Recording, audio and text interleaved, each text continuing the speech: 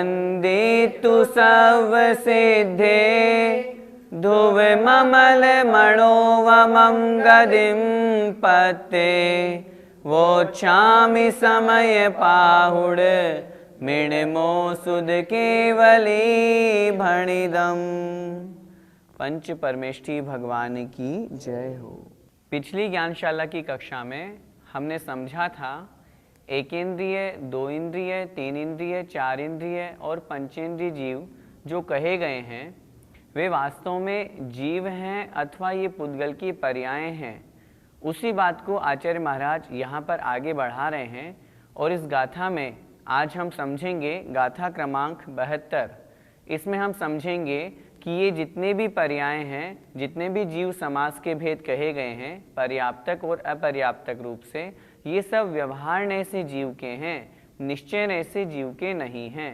क्योंकि निश्चय नय शुद्ध द्रव्य का कथन करता है, व्यवहार नय पर्याय का कथन करता है और ये सब जीव द्रव्य की पर्याय हैं। पज्जता पज्जता पज्जता पज्जता जे सुहुमा बादराय जे जीवो जे सुहुमा बादराय जे जीवो देहस जीव सन्ना देहस जीव सन्ना सुत्ते व्यवहार दो उत्ता सुत्ते व्यवहार दो उत्ता। बोलिए पज्जता पज्जता जे सुहुमा बादराय जे जीवो देहस जीव सन्ना सुत्ते व्यवहार दो उत्ता। पज्जता पज्जता जे सुहुमा बादराय जे जीवो देहस जीव सन्ना सुत्ते व्यवहार दो उत्ता। गाथा का अर्थ देखते हैं। पज्जता पज्जता, पज्जत अपज्जता, पज्जत अर्थात पर्याप्त, अपज्जता अर्थात अपर्याप्त, पर्याप्तक और अपर्याप्तक। जे सुहुमा बादरा यजे जीवो, जे अर्थात जो, सुहुमा अर्थात सूक्ष्म, बादरा अर्थात बादर, यह और, जे जो जीवो जीव कहे गए हैं। ये जो पर्याप्तक, अपर्याप्तक, सूक्ष्म और बादर ये जो जीव कहे गए हैं, देहस्य जीव सन्ना, देहस्य देह की अपेक्षा जीव सन्ना ये जीव की संज्ञाएं हैं। क्या मतलब? यहाँ पर आचार्य भगवान ये कहना चाह रहे हैं हम जो व्यवहार में चर्चा करते हैं यह एक इंद्रिय जीव, यह दो इंद्रिय जीव, यह सूक्ष्म, ये बादर, यह पर्याप्तक, यह अपर्याप्तक, ये देह की अपेक्षा से जीव की संज्ञाएं हैं। वास्तव में जीव की ये संज्ञाएं नहीं हैं। अगर जीव की वास्तव में निश्चय से अथवा द्रव्य दृष्टि से जीव स्वरूप होता तो फिर तो सिद्ध भगवान में भी ये पाई जाती, शुद्ध द्रव्य में भी ये होती, परंतु शुद्ध द्रव्य में ये नहीं होती है, शरीर की अपेक्षा से होती है, संसारी जीव की होती है। इसलिए आचार्य महाराज यहाँ कह रहे हैं देहस्य जीव सन्ना, देहस्य अर्थात शरीर की अपेक्षा, जीव सन्ना जीव की संज्ञाएं हैं। सुत्ते सूत्र में, परम आगम में अर्थात शास्त्रों में, व्यवहार दो व्यवहार से, उत्ता अर्थात कही गई है। आगम में, शास्त्रों में ये जो जीव की कही गई है ये व्यवहार से कही गई है। यहाँ पर ये गाथा क्यों लिखी? आचार्य महाराज ने इसी अधिकार में पहले 60 नंबर की गाथा लिखी थी जिसमें जीव स्थान और गुण स्थान इन दोनों की चर्चा की थी कि ये व्यवहार से जीव के हैं, निश्चय से जीव के नहीं हैं। उसी को विस्तार से आचार्य महाराज यहाँ समझा रहे हैं। शिष्य ने आचार्य भगवान से प्रश्न किया, भगवान ये जीव के क्यों कही गई है? शास्त्रों में तो इनका वर्णन मिलता है, फिर आप क्यों कह रहे हैं कि ये जीव के नहीं हैं और जीव के भी हैं? उनका प्रश्न का उत्तर यहाँ पर आचार्य महाराज दे रहे हैं। ये जो जीव की कही गई है उसका कारण है शरीर की अपेक्षा। जो जीव शरीर को धारण करके संसार में घूम रहा है, पर्याय को प्राप्त है, उस अपेक्षा से ये जीव की संज्ञाएं कही गई हैं। निश्चय नहीं की दृष्टि से देखेंगे तो ये जीव में नहीं पाई जाती, जीव में तो मात्र ज्ञान दर्शन पाया जाता है।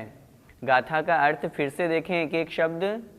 पज्जता अपज्जता, पर्याप्तक और अपर्याप्तक। जे अर्थात जो, सुहुमा बादरा यजे जीवो, यह अर्थात और, सुहुमा यह बादरा सूक्ष्म और बादर, जे जीवो ये जो जीव कहे गए हैं। हम कहते हैं ये सूक्ष्म जीव है, ये बादर जीव है, ये पर्याप्तक है, ये अपर्याप्तक है। ये जो कहे गए हैं ये देहस्य जीव सन्ना, शरीर की अपेक्षा से ये जीव की संज्ञाएं हैं। सुत्ते आगम में, शास्त्रों में व्यवहार दो उत्ता, व्यवहार से ऐसा कहा गया है। शास्त्रों में जो ये जीव संज्ञाएं प्राप्त है शरीर की अपेक्षा से जो कही गई है, ये वास्तव में व्यवहार ने से कही गई है, ऐसा समझना चाहिए। गाथा का भावार्थ। जो पर्याप्त तथा अपर्याप्त और जो सूक्ष्म तथा बादर जीव कहे गए हैं, वे जीव वे देह की अपेक्षा जीव संज्ञाएं हैं। वे सब परमागम में व्यवहार ने से कही गई है।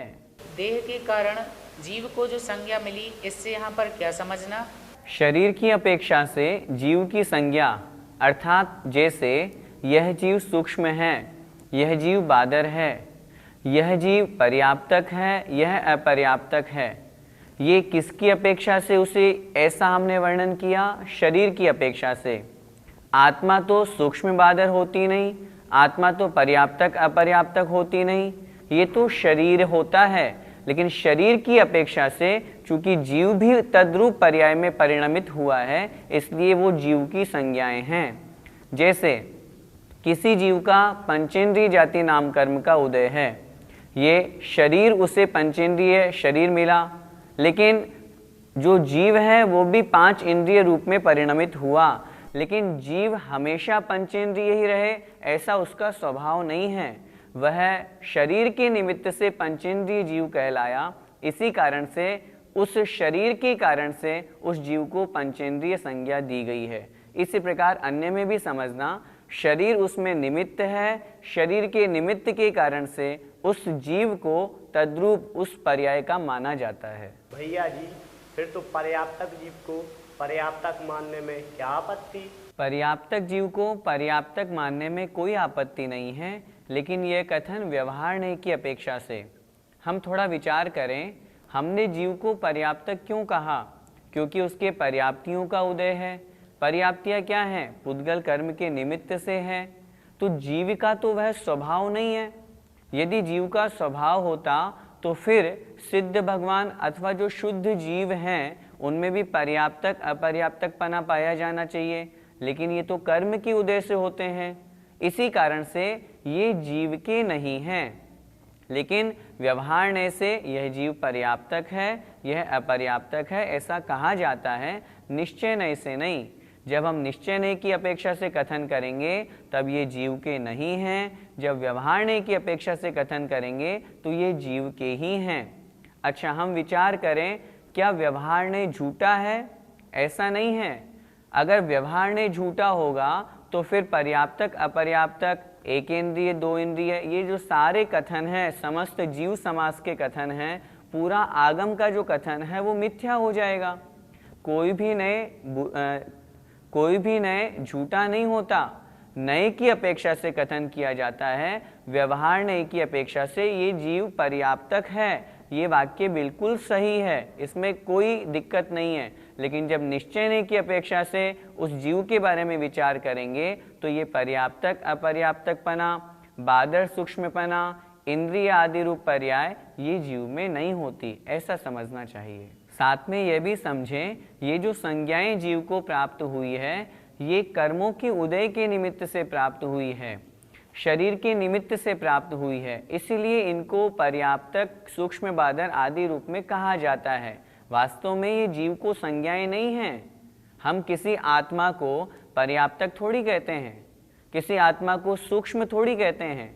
उस शरीर को उसने प्राप्त किया, जैसे माना कि किसी जीव ने सूक्ष्म नाम कर्म के उदय से उसे सूक्ष्म शरीर प्राप्त हुआ, इस कारण से ही तो हमने उस जीव को सूक्ष्म कहा। सामान्य सभी जीवों को तो हमने सूक्ष्म नहीं कहा। यदि सूक्ष्म ये जीव का स्वभाव होता तो फिर सूक्ष्म और बादर दो भेद होते ही नहीं, फिर हम सब जीवों को सूक्ष्म ही कहते। लेकिन ये शरीर के निमित्त से, कर्म के उदय के निमित्त से प्राप्त हुई है, इस कारण से उसे हम सूक्ष्म अथवा बादर नाम देते हैं। ये व्यवहार से जानना चाहिए। भैया जी, सभी जीवों को शरीर की अपेक्षा जीव संज्ञा प्राप्त होती है। आपने प्रश्न में सभी जीवों का प्रश्न पूछा, सभी जीवों की चर्चा की। जीव दो प्रकार के, मुक्त जीव और संसारी जीव। मुक्त जीव जिनके आठों कर्म नष्ट हो गए हैं, संसारी जीव जिनके अभी कर्म आत्मा के साथ में लगे हुए हैं, संसार में परिभ्रमण कर रहे हैं। शरीर की अपेक्षा से जो जीव संज्ञा कही गई है वो मात्र संसारी जीवों में ही है, सिद्ध जीवों में नहीं। क्यों? क्योंकि उनके तो शरीर ही नहीं है। जब कर्म ही नहीं, शरीर ही नहीं, तो फिर शरीर की अपेक्षा से जीव संज्ञा कैसे कहेंगे? लेकिन जितने भी संसारी जीव हैं, चाहे वह निगोदिया जीव हो, चाहे केवली भगवान हो, और केवली भगवान ही नहीं, 14वें गुणस्थानवर्ती अयोग केवली भी क्यों न हो, उनको भी व्यवहार से शरीर की अपेक्षा से जीव संज्ञा प्राप्त है। किसी जीव को एक इंद्रिय शरीर प्राप्त हुआ, किसी जीव को 5 इंद्रिय मिली, कोई जीव सूक्ष्म है, कोई बादर है। ये सब किस निमित्त से उसे कहे जाते हैं? उसमें निमित्त कहा जाएगा कर्म का उदय। कर्म के उदय से उसे वह शरीर प्राप्त हुआ, वह पर्याय प्राप्त हुई, इसी कारण से उसे जीव संज्ञा प्राप्त है। कहने का तात्पर्य यह हुआ, चाहे केवली भगवान हो, केवली अवस्था में विराजमान हैं, लेकिन अभी भी उनके कर्म अवशिष्ट हैं, इसलिए अभी भी वो संसारी हैं। अभी भी उन्हें हम मनुष्य पर्याय से युक्त जीव कहेंगे। अभी वो शुद्ध अवस्था को प्राप्त नहीं हुए हैं।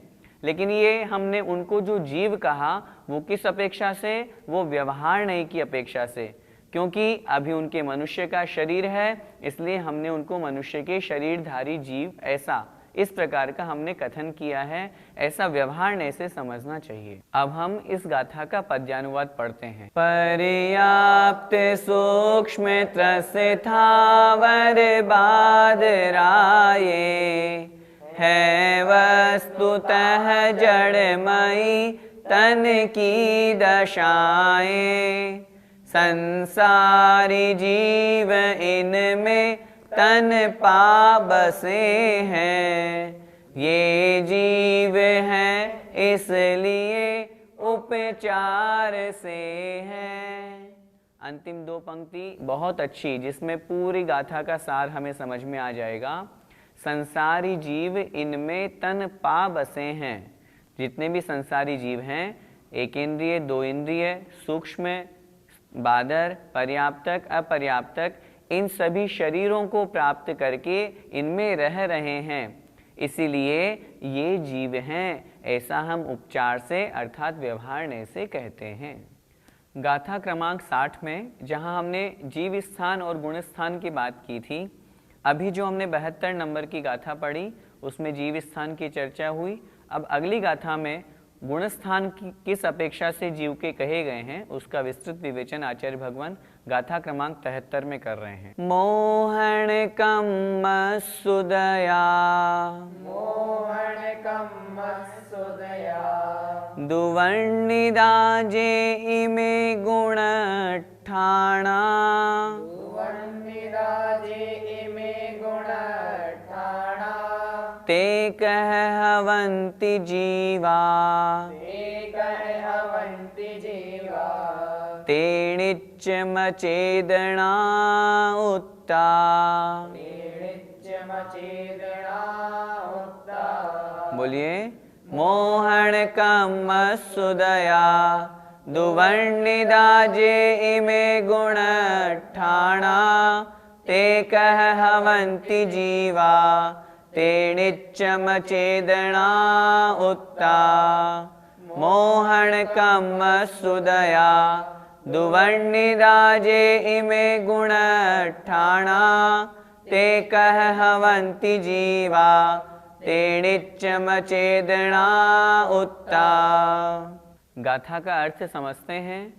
मोहन कम्मस्सुदया, मोहन कम्मस्स अर्थात मोहनी कर्म के, उदया अर्थात उदय से। मोहन कम्मस्सुदया मोहनी कर्म के उदय से। दू अर्थात और, वर्णिदा कहे गए हैं, वर्णित किए गए हैं, बतलाए गए हैं। जे इमे जो ये गुणठाणा गुणस्थान हैं, ये जो मिथ्यात्व आदि 14 गुणस्थान बतलाए गए हैं, ये किस अपेक्षा से हैं? मोहनी कर्म के उदय से। ते कह हवंती जीवा, ते अर्थात वे कौन?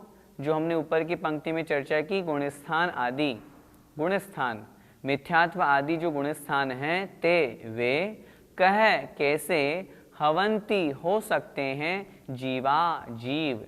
वे गुणस्थान जीव कैसे हो सकते हैं?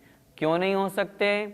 ते नित्यम चेदना उत्ता, ते अर्थात वे जो गुणस्थान हैं वे नित्यम नित्य हमेशा, अचेदना अर्थात अचेतन, उत्ता कहे गए हैं। वे जो गुणस्थान हैं वे हमेशा नित्य अचेतन कहे गए हैं। अचेतन क्यों कहे गए हैं? पहली पंक्ति में हमने पढ़ा मोहन कम्मस्सुदया, क्योंकि ये मोहनी कर्म के उदय से होते हैं। मोहनी कर्म पुद्गल है, अचेतन है, इसलिए इनको जीव के ऐसा नहीं कहा जाता। ये गुणस्थान जीव है ऐसा नहीं कहा जाता, क्योंकि ये तो अचेतन कहे गए हैं। फिर से एक एक शब्द का अर्थ देखें। मोहन कम्मस्सुदया मोहनी कर्म के उदय से। दू अर्थात वर्णिदा कहे गए हैं, बतलाए गए हैं। जे इमे गुणठाणा, ये जो गुणस्थान हैं, ये जो गुणस्थान कहे गए हैं, ये मोहनी कर्म के उदय से कहे गए हैं। ते वे गुणस्थान, कह हवंती जीवा, जीव कैसे हो सकते हैं? क्यों?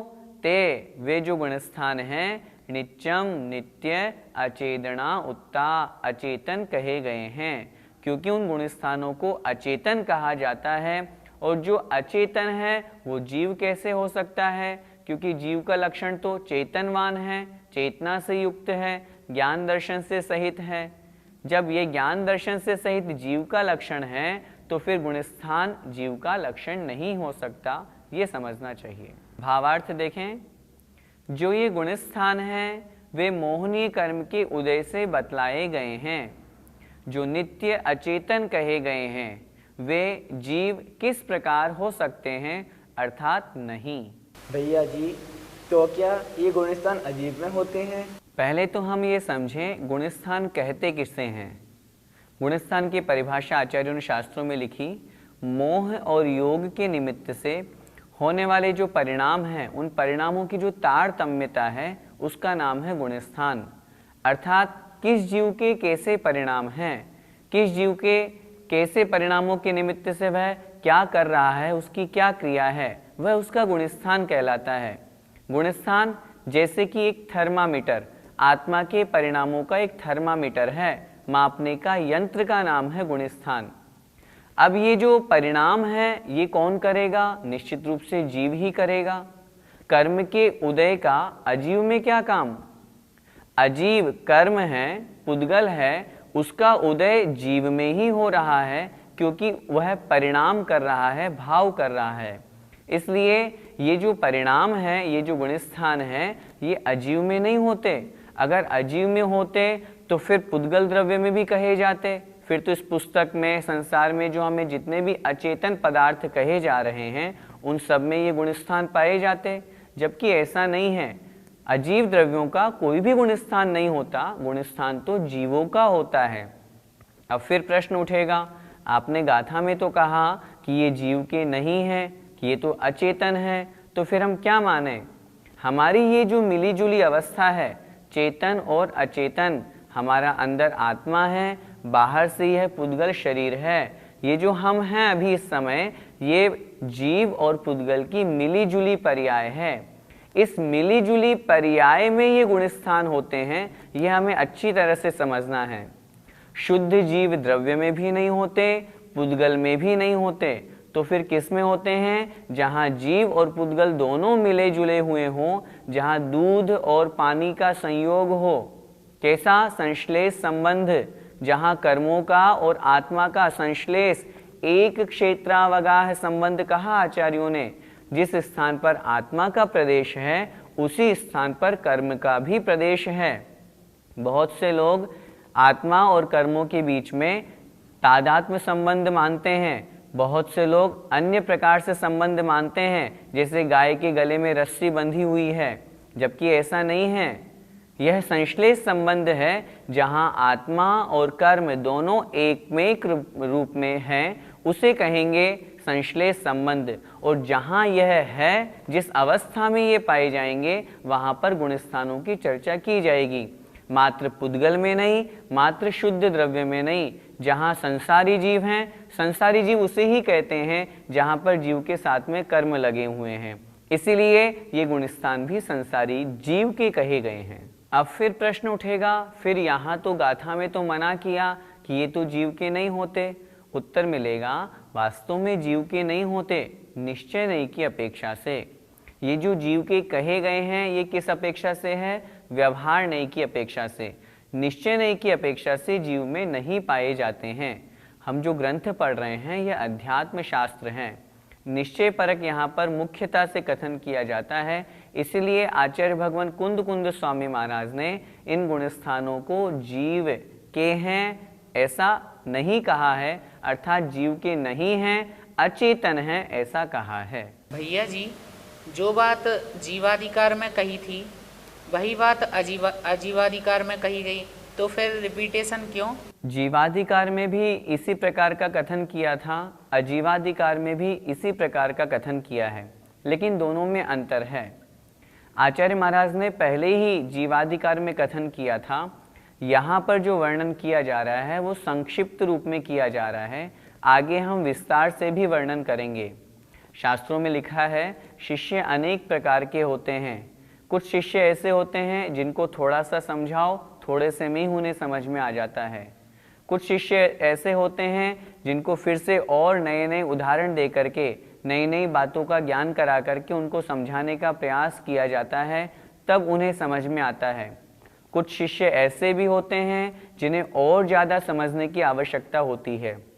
जैसे तत्वार्थ सूत्र जी में आचार्य उमा स्वामी महाराज ने लिखा, प्रथम अध्याय में, प्रमाण नयैर अधिगम है।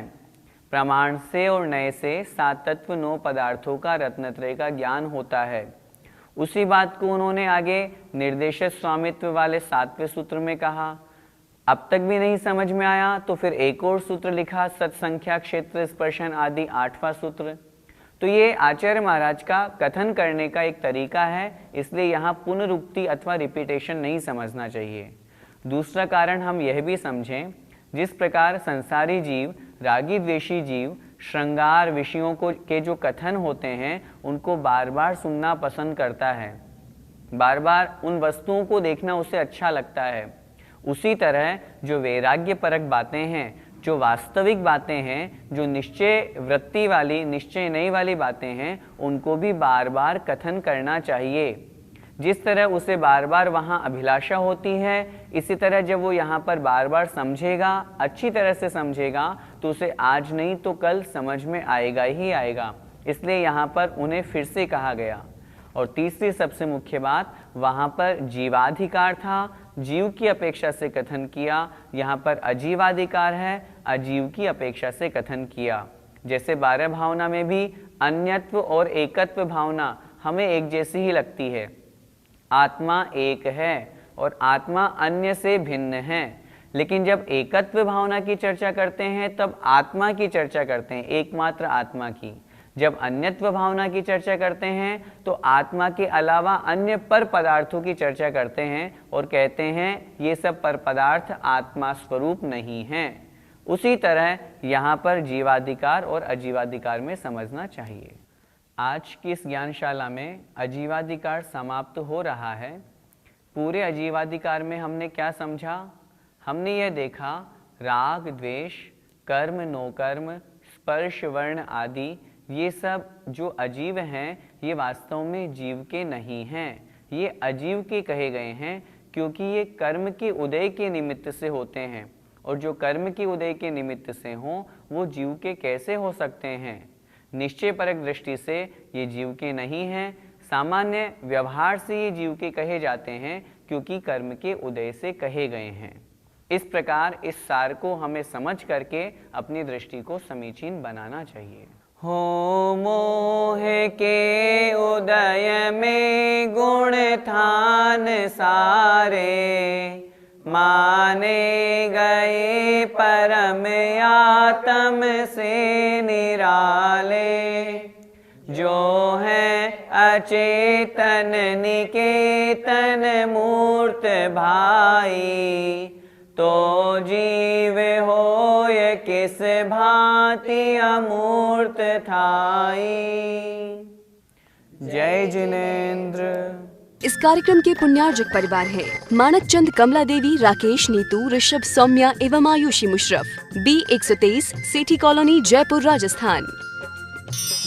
स्वर्गीय श्रीमती अनंतमती मोतीचंद शाह की स्मृति में सुपौत्री आभा, आयुषी, सुपौत्र आदित्य, सुपौत्री मुग्धा, अभिजीत शाह, डॉक्टर केतकी तुषार भट्ट, पुत्र श्री हर्षवर्धन, धन्य कुमार पुत्रवधू रोहिणी, दयानंदा पुत्री श्रीमती भारती, श्रीमती उज्ज्वला, डॉक्टर कल्पना, आशा, स्मिता, दीपमाला एवं समस्त वाडीकर परिवार। Arun Kumar Agarwal, Amrapali fashion, Renu Agarwal, Anushree Agarwal, Anshita Agarwal, B197 HIG, Nandgram, Ghaziabad. गर्व गौतम जैन, सुपौत्र अशोक कुमार, रतनलाल जैन, नूतन, गौतम, प्राची, आदित्य, महिमा, सलोनी, निरंजन, अरहन, आराध्य, तारदेव, अंधेरी, मुंबई। श्री जनार्दन प्रसाद जी, श्रीमती पटंती देवी, मुकेश कुमार, साक्षी, हितार्थ, ईशा, मोना खंधार, श्री किशोर खंधार, श्रीमती सुषमा खंधार, परिमल खंधार, अहमदाबाद।